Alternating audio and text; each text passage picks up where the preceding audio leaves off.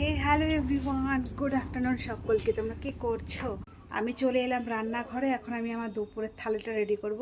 তো চলো কি কি রান্না করছি, যারা তোমরা এর আগে আমার লাইভ ভিডিও দেখেছো বা শর্টটা দেখেছো তারা নিশ্চয়ই জেনেই গেছো, আর যারা এখনও জানো না, চলো তোমাদের সঙ্গে শেয়ার করি।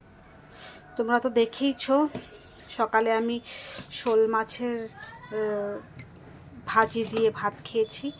তো বলেছিলাম তখন যে আমাদের আজকে দুপুরে মেনুতে শোল মাছই থাকছে।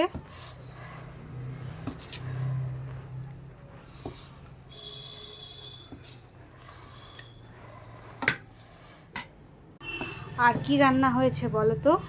এই যে এঁচোড়ের তরকারি দেখতে পাচ্ছ। যারা এর আগে আমার লাইভ ভিডিওটা দেখেছো তারা জানবে, কারণ আমি লাইভ করতে করতে এঁচোড়টা কেটেছিলাম।